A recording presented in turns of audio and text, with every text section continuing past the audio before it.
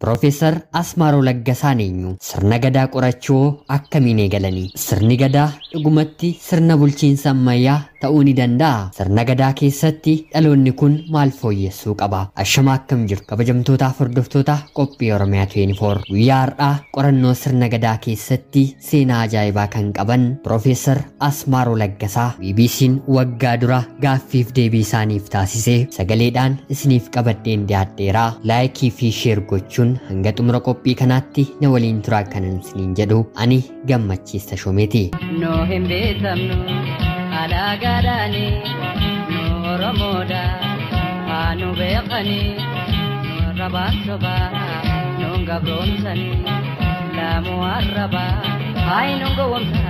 hayyuun antiroopooloojii lammii Eritiriyaa Profeesar Asmaaroo Laggasaa waggoota 45 oliif sirna gadaa qorataniiru. Qorannoo isaanii kanas kitaabota lamaan maxxansanii sirna gadaa addunyaa waliin wal barsiisanii jiru. Kitaabni sadaffaan Profeesar Asmaaroon barreessan kan yaadannoon isaa qeerroo fi dhaloota qubeetiif ta'e maxxansaaf gara Chaayinaatti kan ergame ji'oota tokkoon duubatti karaa biiroo aadaaf turizimii Oromiyaatiin dubbistoota bira ni gaha jedhaniiru. Hayyoon kun sirna gadaa qorachuuf addunyaatti beeksisuun gumaacha bahaniif Yuunivarsiitii Finfinneerraa dooktareetii kabajaa yoo argatan mootummaan naannoo Oromiyaas beekamtii kenneefii jira. Gaaffiif deebii BBC'n Afaan Oromoo hayyuu kana waliin taasise akkas jechuun eegala. Profeesar Asmaaroon eenyu jechuun gaazexeessaan BBC yeroo gaafatu Profeesar Asmaaroomis dhaladhee kan hin guddadhe Eritiriyaa Asmaraatti kan hin baradhes achuma mana barumsaa Evangelikaal Church jedhamutti. Yeroos manni barumsaa Asmaraa keessa ture isa qofa. Niyyuu hanga kutaa 4 qofa qaba. Barnoonni kutaa 4 olii faranjiidhaaf malee hin barbaachisu jedhanii warri Xaaliyaanii gurraacha dhorkaa turanii. Eritiriyaan erga waraana Ingiliziin bara 1941tti bilisa baateen booda manneen barnootaa banamanii. Kanas ta'ee hanga kutaa 6ffaa qofatu Asmaraa jira waan ta'eef barattoonni kiristaanaa gara Finfinneetti yogguu ce'an barattoonni Islaamaa ta'an immoo gara Kaarmii fi Kaayirootti deemu. Anis kanumaan gara magaalaa Finfinneetti dhufe. Ingiliz maatii kiyyaan gara Yuunivarsiitii Eertiraa fi Itoophiyaa deeggartu jechuun biyyaa ari'atanii maatiin kiyyas gara Itoophiyaatti godaananii abbaan kiyya obbolaa kiyya waliin Walloo Ambaasalitti galee lafa qonnaa fudhatee qonna isaa eegale. Ani immoo kallattumaan Finfinnee galeen barumsa sadarkaa lammaffaa barachuun eegale. Finfinneetti barumsa sadarkaa lammaffaa yeroo banamuttis sanaan booddee yeroo Yuunivarsiitii Kolleejjiin Finfinnee banames barattoota jalqabaa turre. Digirii lammaffaa fi PhD Yuunivarsiitii Harvarditti baradhe. Digirii lammaffaa waggaa tokko keessatti yeroon xumuru barnoonni digirii sadaffaa garuu waggaa 9 natti fudhate. Sababni isaas qorannoo antiroopooloojiin kiyyaan jireenya Oromootaa Booranaa keessa jiraadhee hojii qabatamaa hojjechuu waan na tureef waggaa dheeraa natti fudhate. Qorannoo milkaa'ina qabus qoradheen ittiin milkaa'eera jechuun gaazexeessaa kanatti himani. Gaazexeessaan BBC ammasitti mufufee sirna gadaa qorachuu akkamitti eegaltan jedhee gaafate. Profeesar Asmaaroomis deebii isaaniitiin akaakileen kiyya Onasimoos Nasiib waliin Tso'aatti baqatanii turanii bulchiinsa Tarkii jalatti jechuudha. Kanaaf waa'ee uummata Oromoo Onasimoosii fi hiriyoonni isaa akaakilee kiyyatti waan baay'ee himaa turanii. Akaakileen kiyya immoo waan isaan irraatii dhagahee yeroon ijoollee ture natti himaa ture. Kanaafis gaafan qorannoo antiroopooloojii yaadu sammuu kiyyatti jalqaba kan dhufe uummata Oromooti. Jalqaba qorannoo barnoota koof sirna aadaa Eritiriyaa qorachuuf hin karoorfadhee ture bara 1961tti jechuudha. Yeroo sanatti ammoo sochiin siyaasaa Eritiriyaa keessatti waan jalqabameef ministeerri barnootaa yeroo sanatti haala kamiinuu Eertiraa keessatti akka qorattu siif hin eeyyamnu naan jedhani. Bakka biraa garuu bakkan barbaade deemee akkan qorachuu danda'u naaf eeyyamanii. Achiis gara Ameerikaatti deebi'e. Mana kitaabaa tokko seeneen cinqabeen kitaabota waa'ee Afrikaa barreeffaman osoo barbaadu dubartiin mana kitaabichaatii hojjettu nan argite. Ati Itoophiyaarraatii kan dhufte jettee na gaafatte. Anis eeyyee jedheen deebiseefi yeroo sana Eritiriyaan qaama Itoophiyaa turte. Yeroo dhiyootti kitaaba tokko waa'ee Itoophiyaa irratti kan maxxansine qabna siifaa kennu jettee na gaafatte. Anis tole jedheen yeroon gammachuun deebisuu fi kitaaba hayyuu Xaaliyaaniin barraa'e kan dhimma Oromootti xiyyeeffate naaf kennite. Kitaabichas wayitan fudhee dubbisu garmalee hawwataa ta'een arge. Gama tokkoon afaan Oromootiin gama kaaniin immoo afaan Ingiliffaan barreeffame. Kitaabichi sirna gadaas of keessaa qaba ture. Sanaan booddee inni jalqabeeraa ani immoo qorannoo kana cimseen itti fufuun qaba jedheen murteesse. Haala kanaatiin waa'ee sirna gadaa qorannee galee waggoota lamaaf karaa Itiyoophiyaatiin Boorana keessa taa'een qoradhe. Sana booda mootummaan Dargii aangoo waan qabateef deebi'uu hin dandeenye. Gama Keeniyaatti ceheen waggoota 3 Oromoota Keeniyaa keessan jiraadhe. Waliigalaaf waggoota 5 hawaasa Booranaa keessa jiraadheen sirna gadaa qoradhe jechuun Profeesar Asmaaroom gaazexeessaa BBC'tti himanii. Gaazexeessaan BBC kanaas gaaffii isaa itti fufee qorannoo waggoota 5 maal argattan jedhee gaafate. Profeesar Asmaaroomis deebii isaanii itti fufanii biyyoonni baha Afrikaa baay'een gurmaa'insa gulantaa umriin ijaarame qabu. Garuu sirna hawaasummaaf malee sirna siyaasaaf hin fayyadamanii. Sabni Oromoo garuu gurmaa'insa umrii kanaa fudhatanii gara sirna siyaasa guutuu ta'etti jijjiiranii itti fayyadamu. Kanaafis aangoo yeroo fudhatan waggoota 8f qofaa bulchu. Waggaan 8 sun dhumnaan garuu homtuu sababa dhiyeessuun hin jiru. Yeroo sanatti warri gulantaa gadaarra ture hunduu gadaasaa xumura jechuudha. Saniin alatti warri gulantaa gadoomaarra ture hunduu gadhiisee namni tokko haala kamiinuu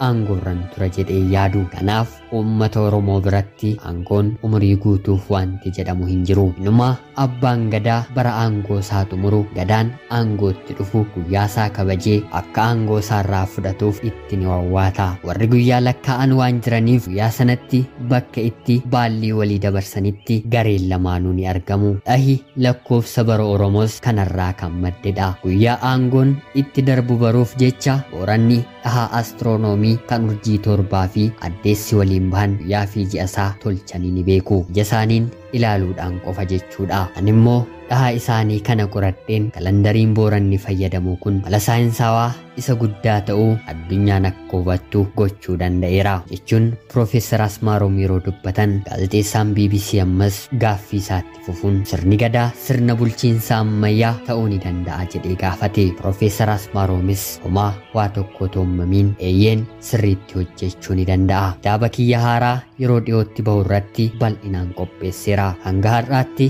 sirnuma gadaa beeksisuudha malee gara fuulduraatti akkamitti fooyyessinee itti fayyadamna kan jedhu barreesseen hin turre. Kitaabni haaraan kun Oromoon Itoophiyaa keessatti jaarraa 21ffaa kana keessa sirna gadaatti fayyadamee akkamittiin mootummaa isaa Riippaabilika Dimokiraatawaa ta'e hundeeffachuu ni danda'a kan jedhu bal'inaan barreesseera. Itoophiyaa keessatti Oromoon qofaa isaatiin mootummaa ofiin of bulchuu hundeeffachuu ni danda'a. Ani karoora mijataa ta'e kan sirna gadaatiin deeggarame qopheesseera. Hayyoonni Oromoo irratti mari'atanii wal falmanii fooyyessanii hojiirra oolchuu ni danda'u jechuudhaan gaazexeessaa BBC'tti yeroo himan. Ammas gaazexeessaan kun gaaffii isaatti fufuun sirni gadaa maal fooyyessuu qaba jedhee gaafate. Profeesarichis deebii isaa akkas jechuun sirna gadaa keessatti wanti lama fooyya'uu qaba. Qoffaan hirmaannaan dubartaa fooyya'uu qaba. Dubartoonni bal'inaan keessatti hirmaachuu qabu. Lammaffaan sirnichi gulantaa umriitiin osoo hin taane dhalootaan deema. Dhalootaan yoo ta'u sanyiin nama tokkoo dhaloota 3 irra yoo ga'u ijoollee isaa faana garaagarummaa umrii bal'aatu uumama. Hanga waggaa 50 gahuu danda'a jechuudha. Kanaaf gulantaa umrii tokkoo keessa yeroo jiran garaagarummaa umriitu jiraachuu mala jechuudha. Booranni hanqina kana hiriyaadhaan guuta jechuun yeroo deebisan gaazexeessaan kun ammas waa'ee uummata Booranaa maal bartanii afaan Oromoo akkamittiin baruu dandeessan jedhanii gaafatanii. Profeesarichis deebii isaaniitti fufuun Booranni uummata jaalalaati. Jaallannaan siif du'a. Gaafa si jibbees hammasuma. Isaan biratti sobuun admaleedha. Gaafa geerartuyyuu geerarsa bareechuuf waan hin goonetti dabaltee jennaan si qabu. Yoom wanta kana goote jettee gaafatamta. Lafaa kaatee diina hammanaan ajjeesee leencan ajjeesee jennaan dhugumaansaa ni qulqullaa'a. Hanni isaan bira hin jiru. Boorana keessatti wal ajjeesuun hin jiru. Booranni Booranaa tasuman ajjeesu. Akkas ta'ee argamnaan sirna mudaa muddiitiin adabbiin saammaataadha. Ajjeesuu nafee dhiiga buusuun hin eeyyamamu. Akka Oromoo sabni seera kabaju hin jiru. Itoophiyummaa keessaa yoo fudhatte saboonni biraa wal ajjeesu. Booranni garuu kana hin raawwatu. Keessa isaaniitti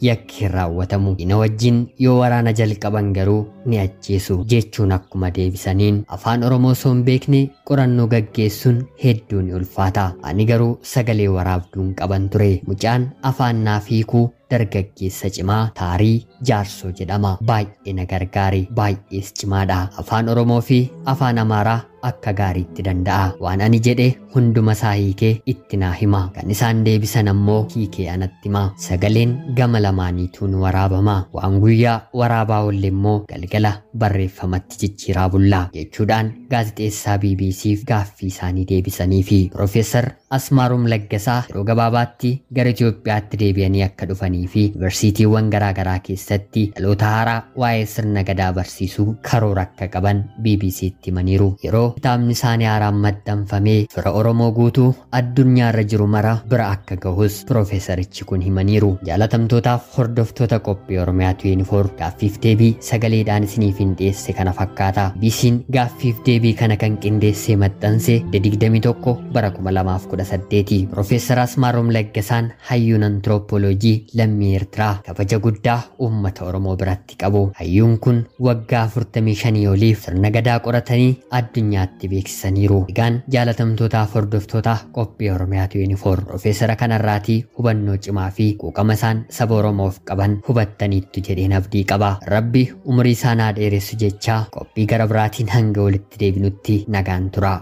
No hin beekamnu alaagaadhaani nu Oromoodha haanu beekanii nu rabaan sobaa nu gabroomsanii laamu arrabaa.